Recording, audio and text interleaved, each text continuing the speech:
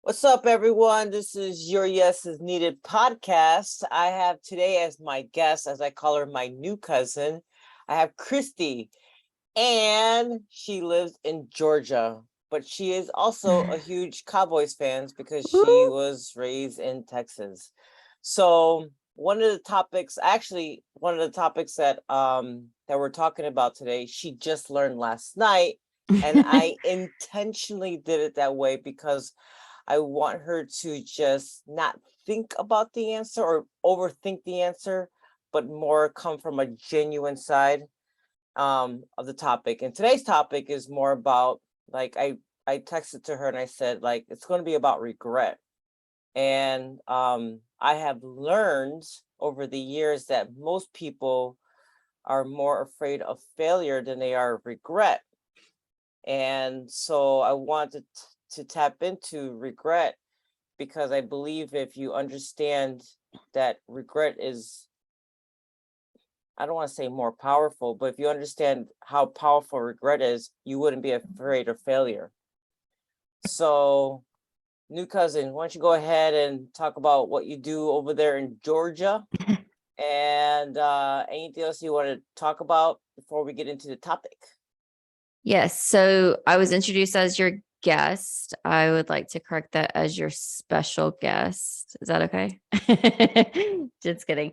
Yes. So I am new cousin Kristy. I am co-founder and COO/CFO of a tech-enabled tax and accounting company that works with startups and small to medium-sized enterprises. I am new cousin because although we are very much blood related, we really just met in January of this year. I'm sure somehow that can get tied into today's conversation. And I'm here in Georgia with my husband and 2 bonus kids and a dog who is sleeping over next to me. She was super excited like 5 minutes ago because I just got home, but now she's like dead asleep. So is Daniel, my dog. And so one of the topics that so you run a company, and can you share how old you are? I know. I don't know if you want to, but No, I will. There's a reason why I'm asking. I am 40 years young. Okay, so I'm 42. So, just I didn't You're want so to say young. yes, see? You're And so so young. the reason why I wanted to bring up the age is because I believe that a lot of people that want to start a company or want to start a business in their 20s are so have a microwave mindset of wanting it right now. Mm-hmm. And they want to be successful right now. And if they make any mistakes, or if they or if it detours, or if it doesn't go their way, they just feel like, oh, like this wasn't meant for me. Mm-hmm. And now that you're in your 40s, can you expound on what's really true? Starting a business isn't easy, and it's something that's becoming very, very popular, especially with the younger generation, because it gives you a lot of freedom. And in all transparency, that's what attracted me was, a bit of that freedom and getting to call the shots. But it comes at a cost. It's a ton of hard work, a lot of sleepless nights, stress like you would not believe, that no one really understands unless they've actually gone through entrepreneurship themselves. And it's kind of like when you meet other entrepreneurs, you have that understanding. It's kind of a secret club that no one really talks about unless you're in the club. And I actually had the, I think it's actually easier to get into entrepreneurship when you are young and you're not yet, I won't say jaded, but haven't learned the ways of the corporate world. Because I spent over 15 years in the corporate world and then entered entrepreneurship with my now husband. We weren't married actually when we started this venture, but he is what they call a serial entrepreneur. He started up businesses. I was lucky enough to partner with him And I say that because he already had gone through the experiences of failures and then had worked his way to successes. And that's really what the journey of a true entrepreneur looks like, is that you're going to fail and then you learn from those failures, and then you learn from those failures again until you build the right company. And so there's a lot of serial entrepreneurs out there who don't just stop once they build a great company. They actually do something good that company, exit from that company in a good positive way, whether that's selling it, selling their shares, and then they just can't help themselves. They love to build businesses, so they continue to do it. And so the reason why I wanted to be this a topic, and then like Iron Therapy is a gym, is a camp. And so because what I do for my organization, I apply training into your personal life. Mhm. And one of the things I have discovered is that most of the people that I run into are so afraid that they're going to mess up. And I'm like, I want you to.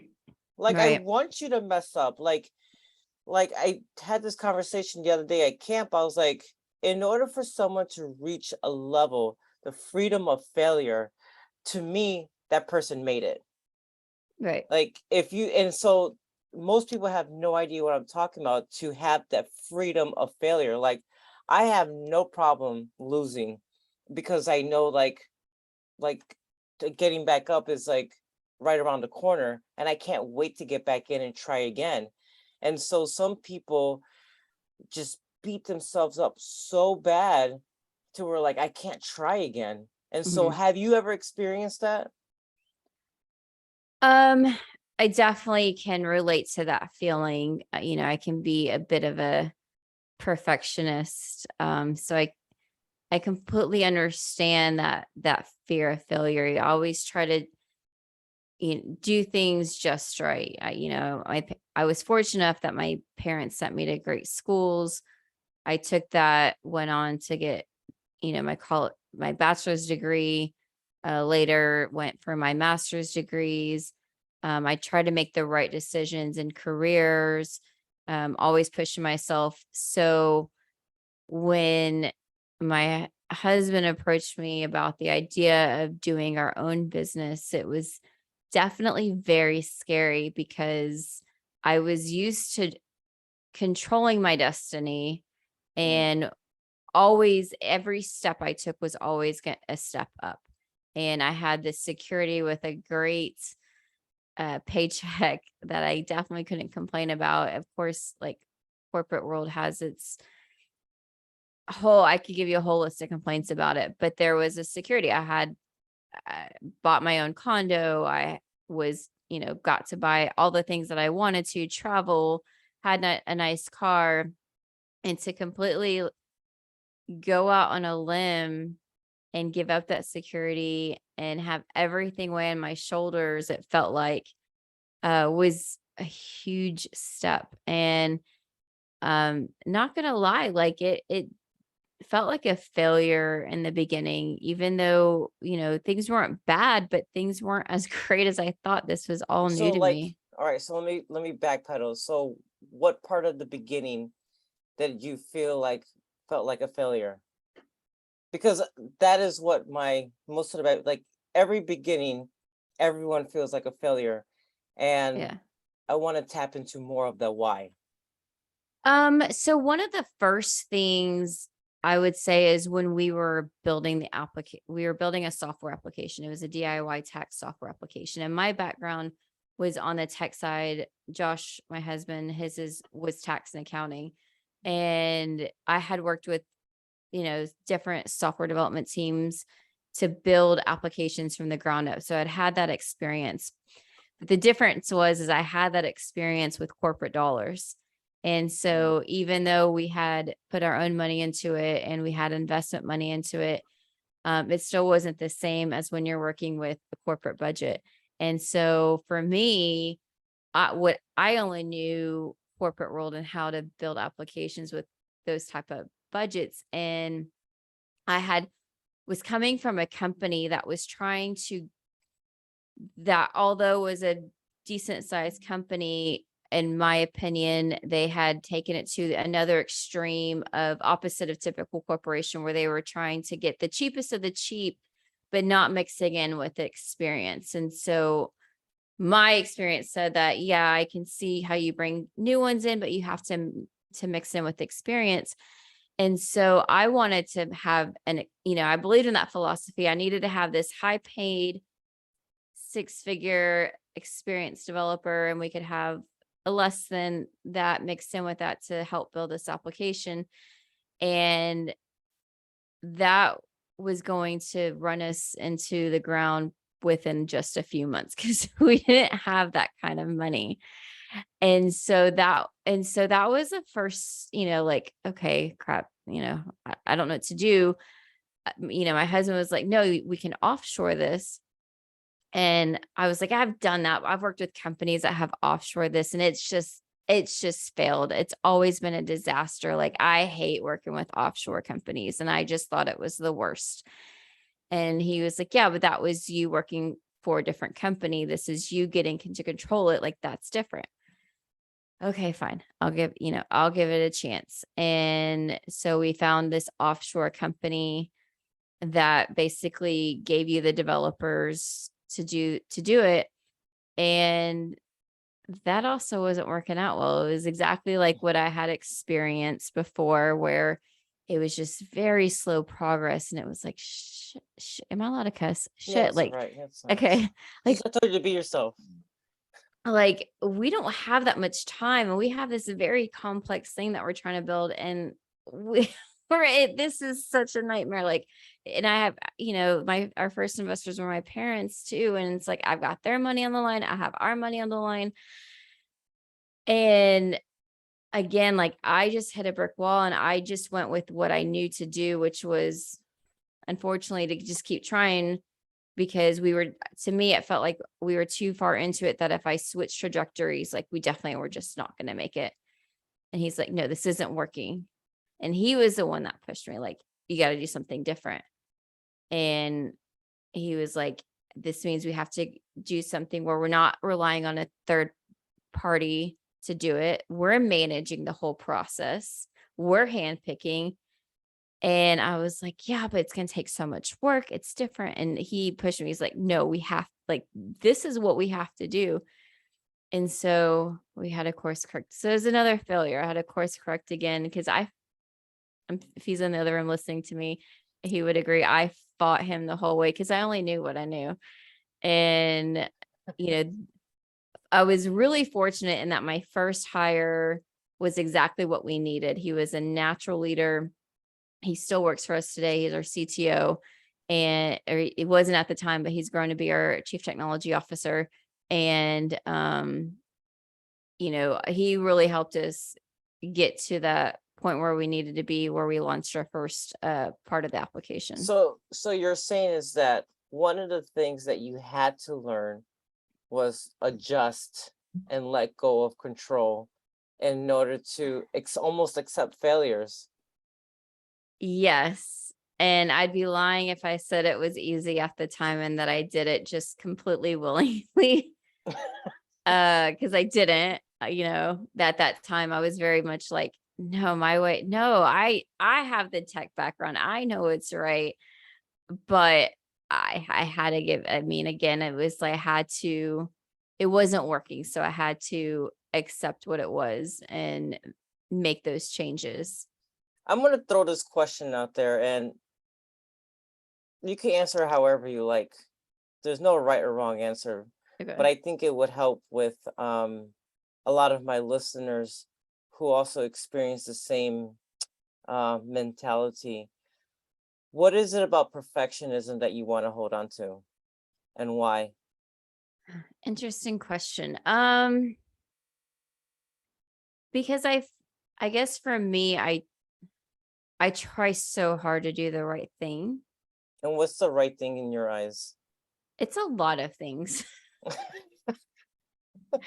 um Everywhere from, anywhere from, being, recognized as being smart, to representing a nice put together home, to running a good business, to being a good wife, to being a good stepmom. Like I I thought, I take a lot of time to think about how to be good in these different things, that it is hard that if I'm not doing it well, I feel like a failure.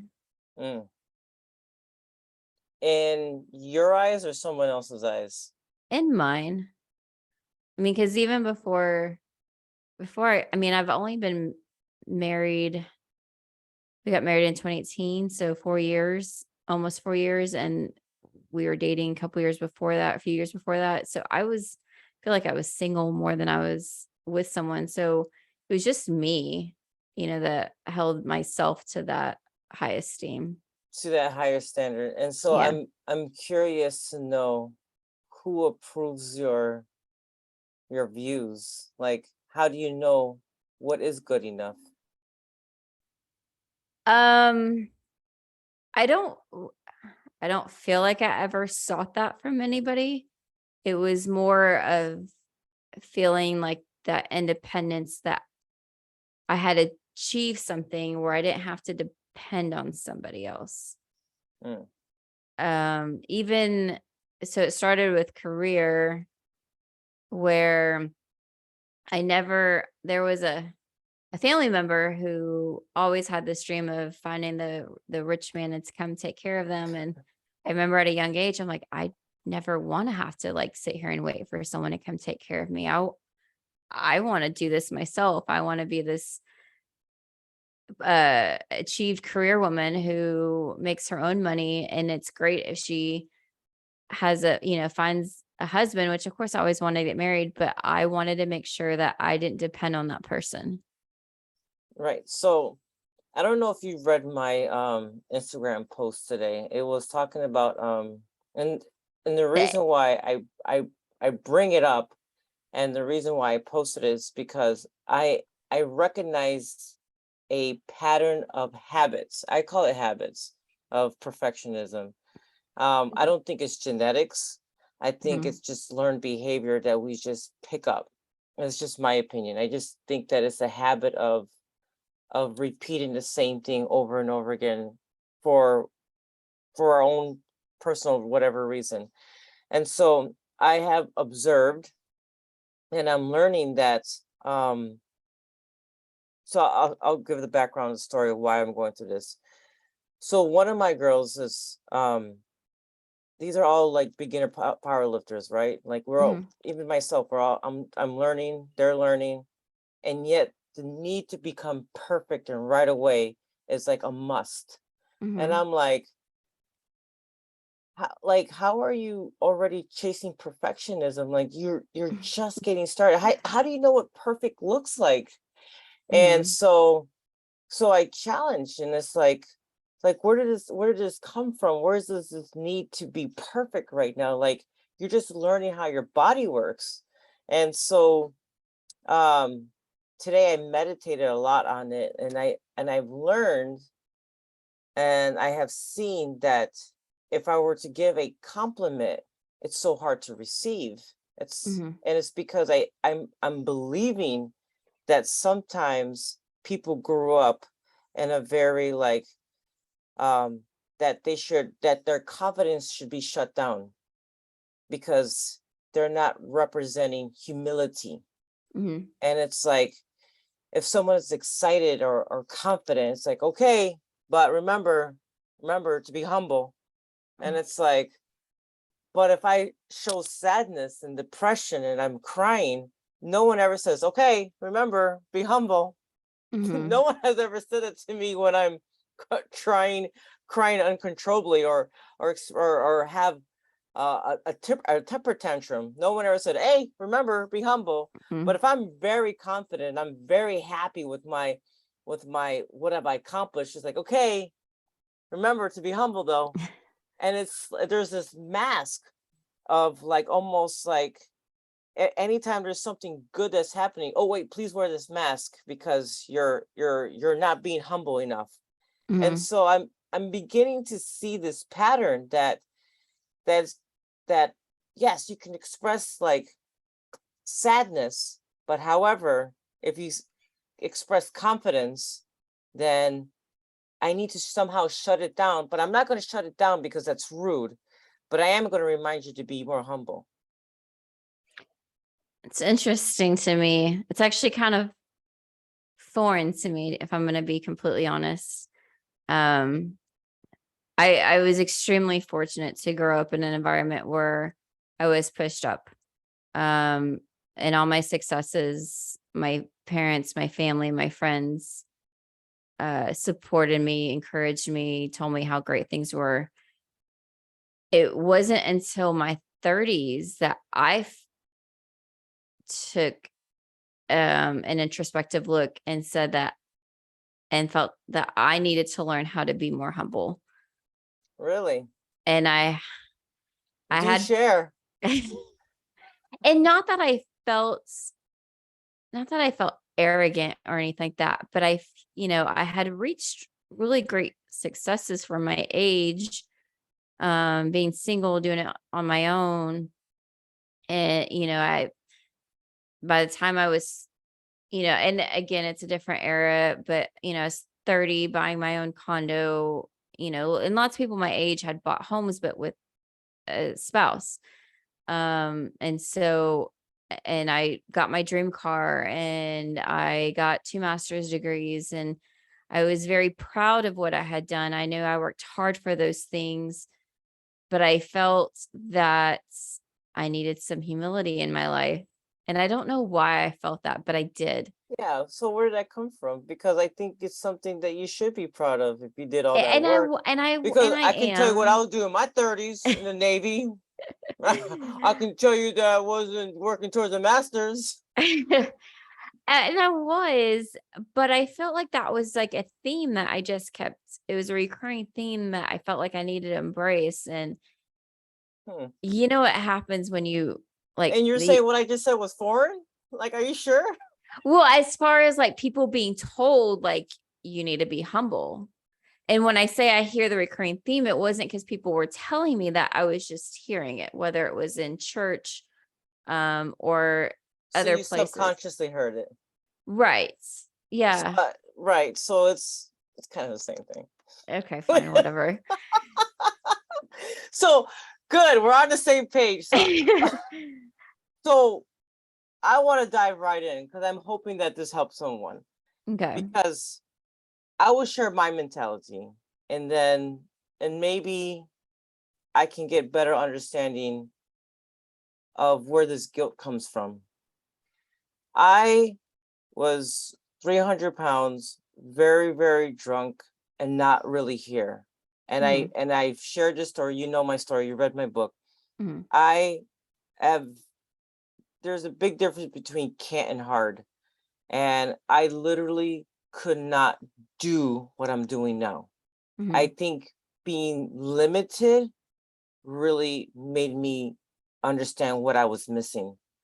And so that's probably why I do the most craziest things and I just randomly sign up for things because I couldn't do it before.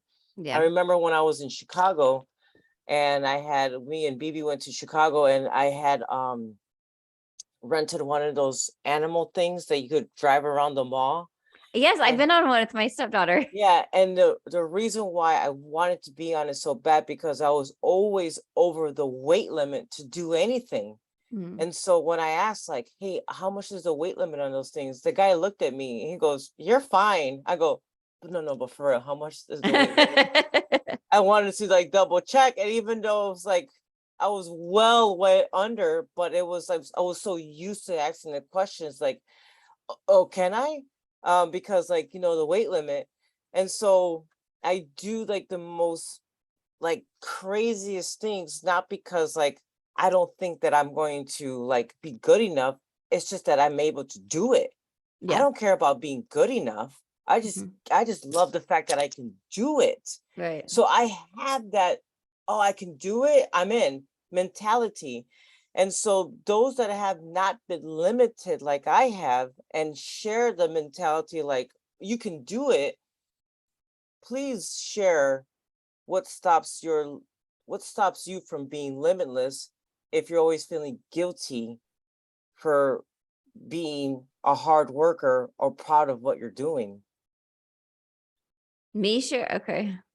By the way, it's funny that you were talking about that. I was thinking about back in 2018, I had fractured my foot and I couldn't wear heels and I couldn't run. And I don't even like to run. Like, why did I care? But I couldn't do it. And so once I could, I was like, fuck yeah, I'm going to go run. Right. It lasted about as long as I had a boot on, but I get it. Like I couldn't do it. And I was like, now right. you can't let me go do it. And that was for a few weeks. Imagine like being limited Yeah. for 7 years and you're like, No. oh, I want to do everything now for the rest of my life. And so, and I don't encourage everyone to live a limited life to where they have to fully understand how limitless they really are. But like, please do share where this guilt is coming from. Like, just I share. guess for me, it was because I felt like I had put myself in a class that wasn't the norm. You know, not everybody goes, you know, I had always achieved things quickly. So I was on the same pace of, you know, I went to college right out of high school and that was great. But when I graduated from undergrad school, I had a job waiting for me, which was extremely unusual. It was 2005. There was the .com bubble burst that was happening. People were struggling and I had a job waiting for me. But part of that was I also made decisions when I was in college. I was waiting tables at Chili's and a couple years in, I was like, I can't keep doing this. I've got to find something that's going to set me up for when I do graduate college.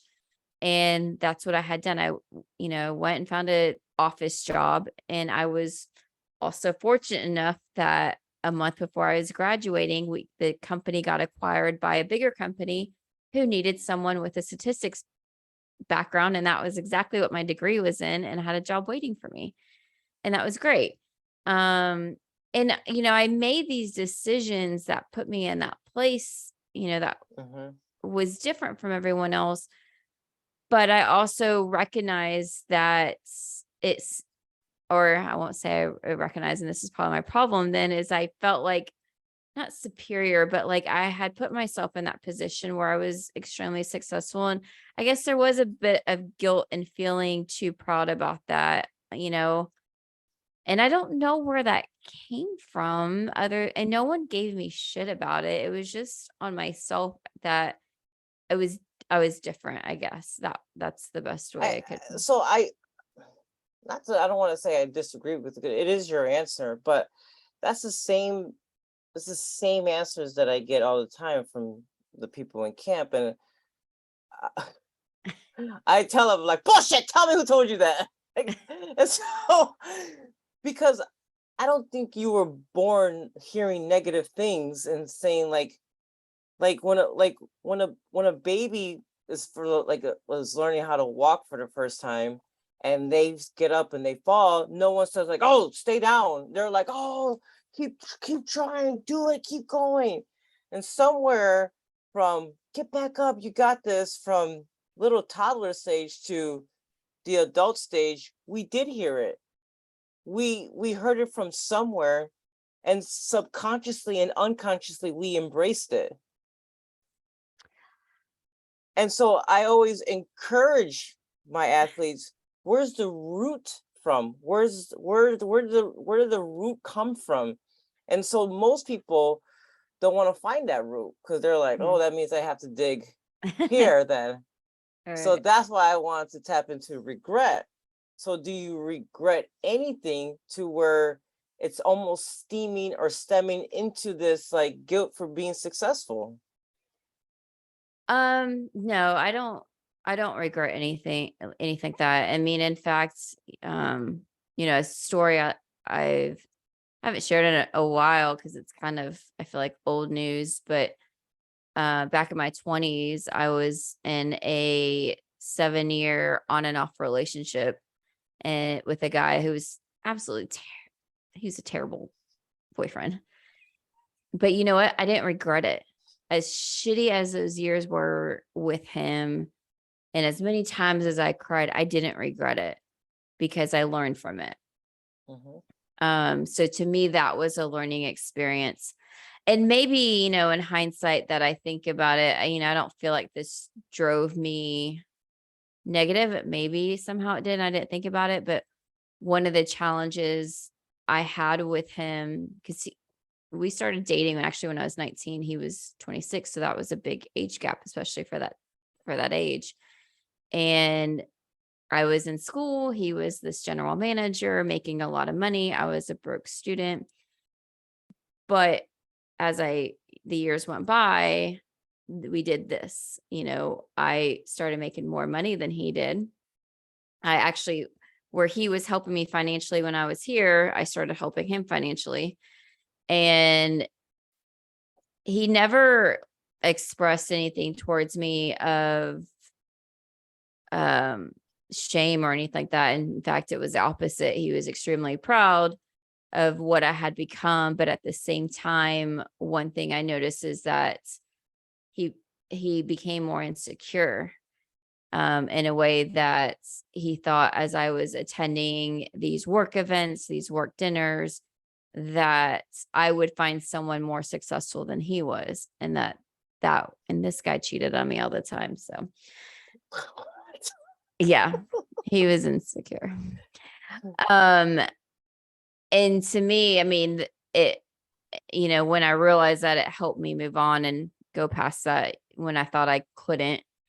But maybe it was things like that made me also, I don't feel like that. Right. Like, you don't think it was like, what you're trying to say is like no one verbally just said, like, you don't have a black and white answer.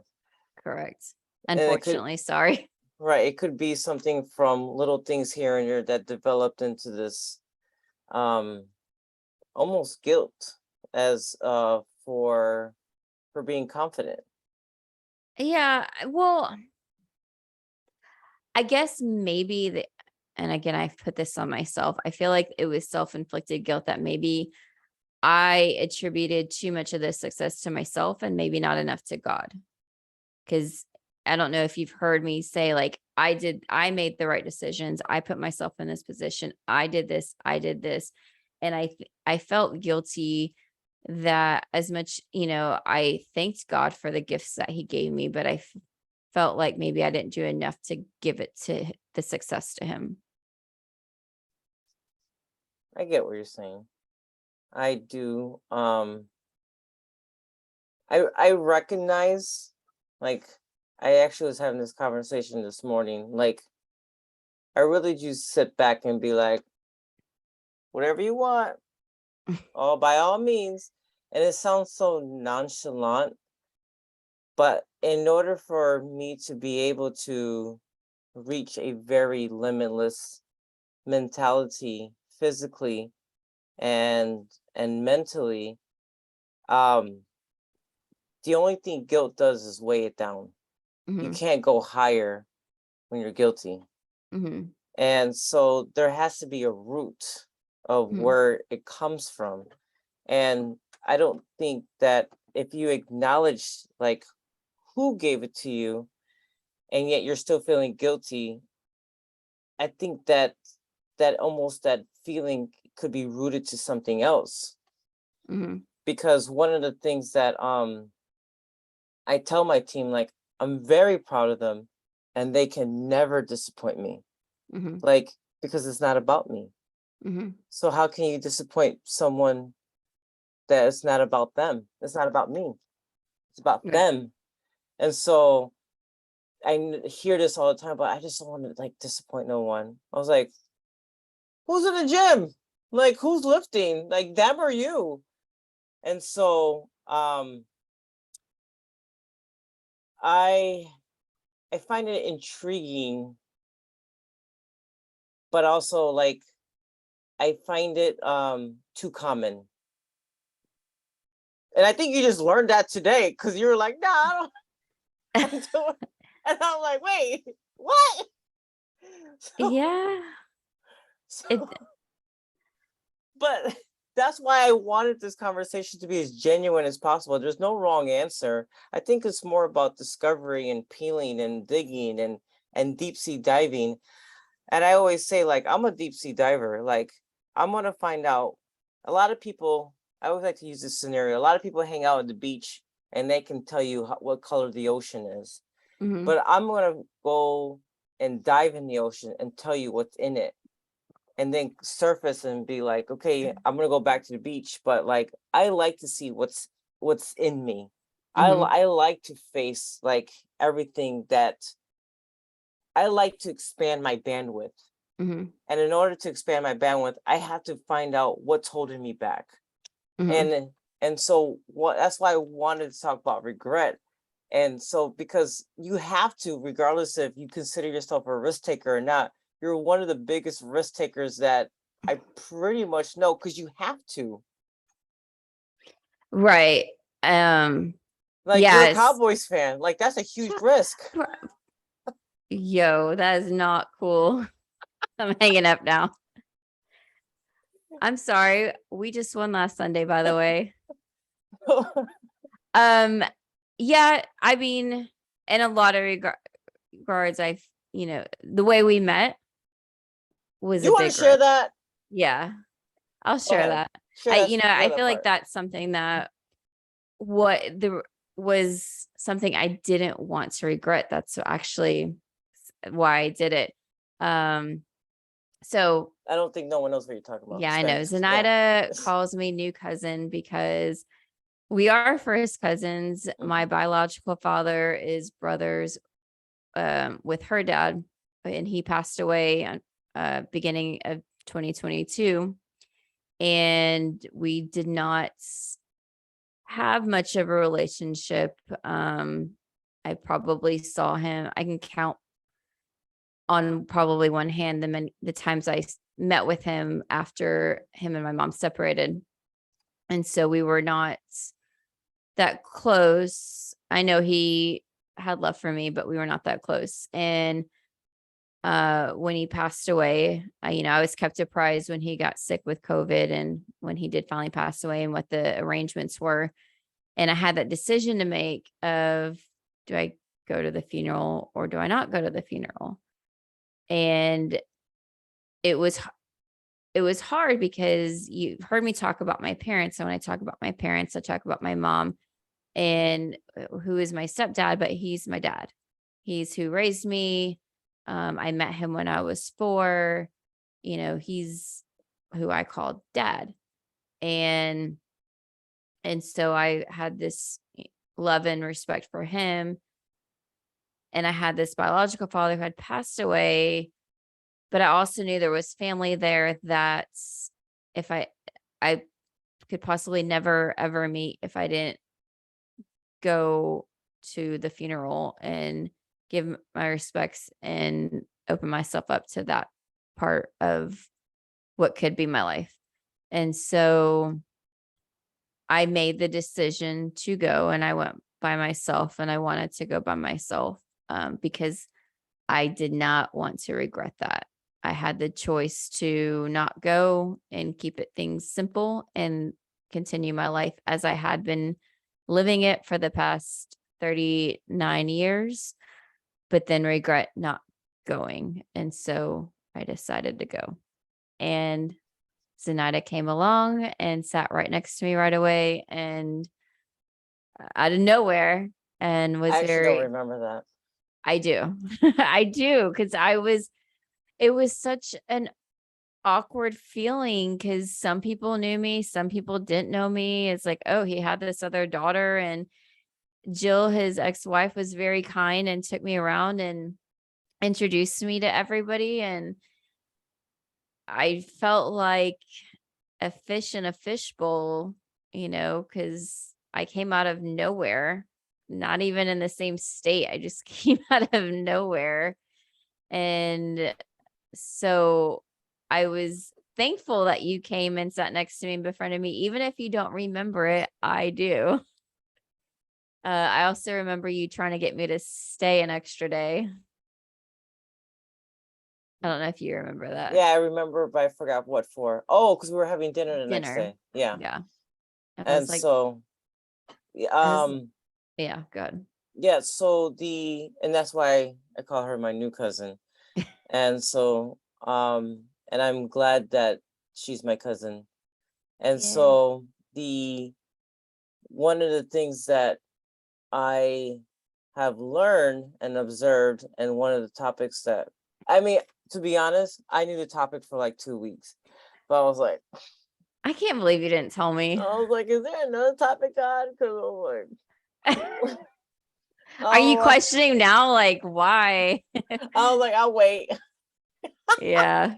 And so, and I think as, and you can,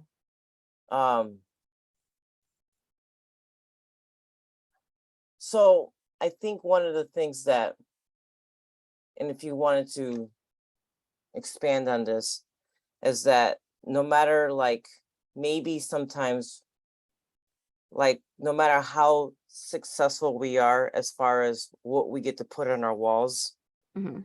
um I think a part of us recognizes that there are some things that are still more meaningful than the things that we chase, and Mhm. maybe that can probably maybe be the cause of guilt, because we recognize the things that we thought was fulfillment is really something bigger than that. Mhm. Am I somewhat right? You are. I felt it. I Mhm. felt it. Like, I was really, really, really, really, really big on titles. And Yep. that's, Me I've too. had this conversation with you, and you're like, I don't think there's nothing wrong with titles. I said, I don't think there's nothing wrong with titles. There's something wrong with me chasing titles, Mhm. because I was so obsessed with it. Yeah, I I was was too. I was obsessed with titles, and that's why for a long time I didn't let people call me coach. I told Daniel's the coach, Yeah. my little Bichon. Yeah. So I would be like, I wouldn't even let people call me the coach, because I didn't want the title. I didn't want the title trainer. I didn't want the title. I just wanted to be called Desi. And it wasn't because there's nothing wrong with it. It's just that I was so obsessed with it. And I needed to let go of the obsession to accept my position versus chasing the title. And what I have learned is that so many people chase titles that they lose their position. And so Yeah. I get it now. Like, I get the bigger picture, that it's not about the title. I can care less about the title. Not that there's nothing wrong with titles. It's just that to me, the position is more important.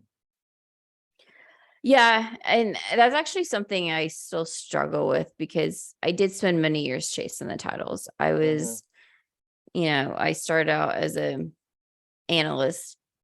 I always wanted to be a product owner. I became that and became a manager, then I became a director and from that, I started the company with Josh and I remember it felt, he assumed the role of CEO and I assumed the role at that time as COO. And that felt so weird to me. I was like, it's like imposter syndrome. I've told you something I've struggled with of like, I've got this title, but I don't feel like I deserve this title. Right.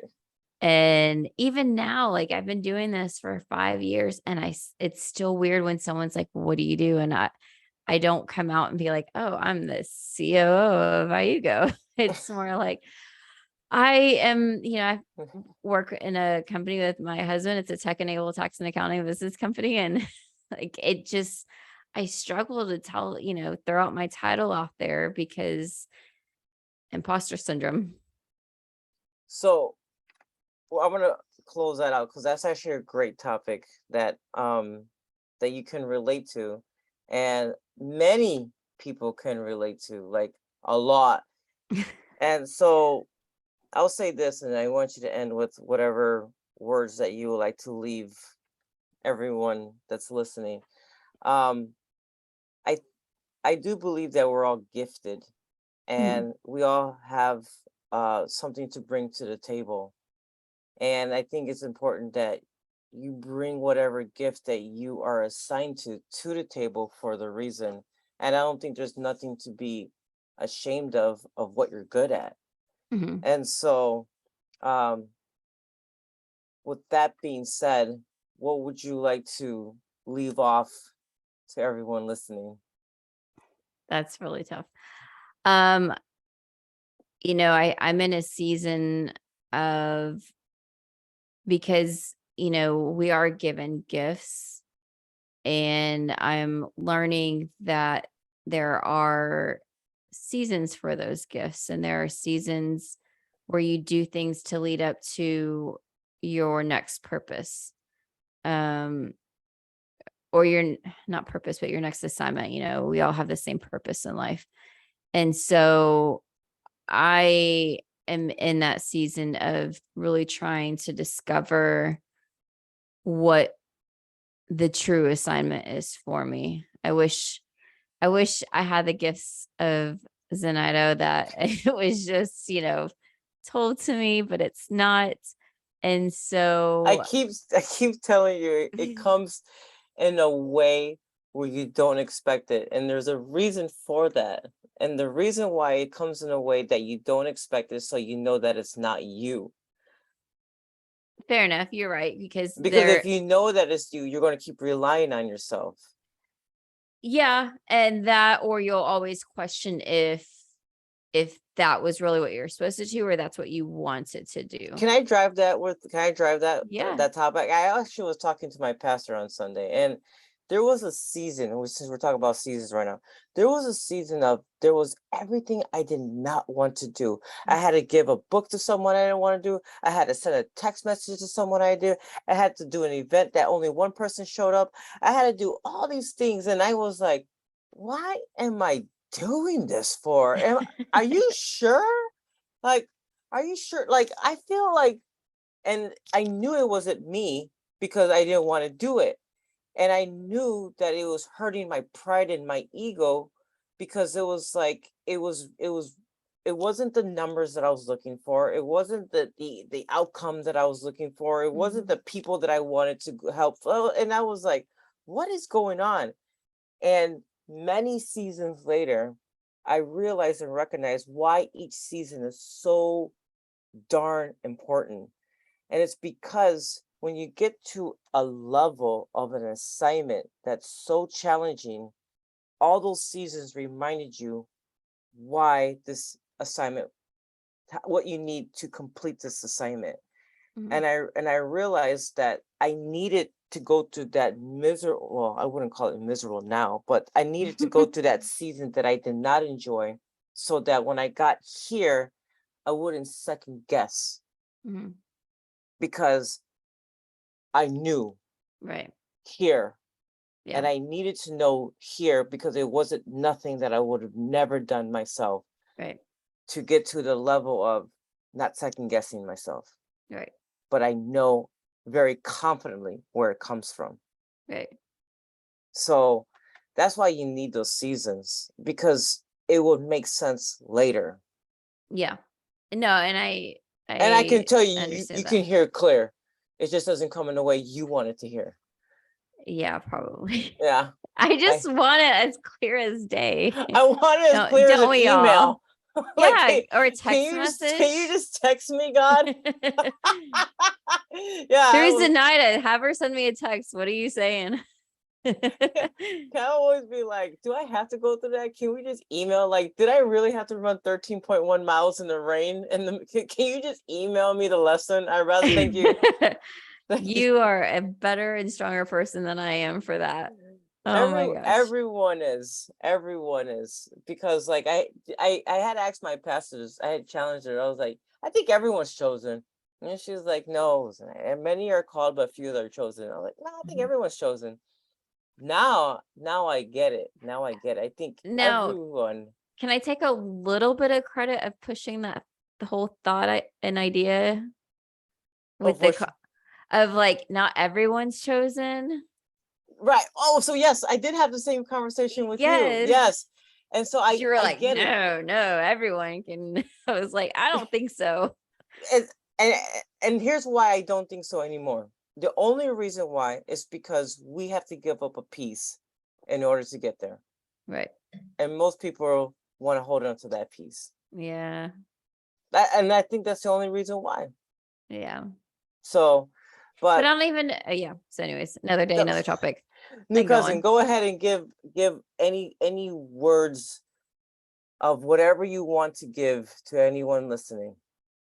I know it seems like I struggle with the same ideas of, overcoming that regret, but I will say this year it was a strong testament to doing those things, overcoming that fear and instead giving more towards not wanting to regret something. So I was glad that I did go to that funeral. I was glad that I got to uh rekindle a relationship with two half brothers that, I really hadn't talked to at all before that.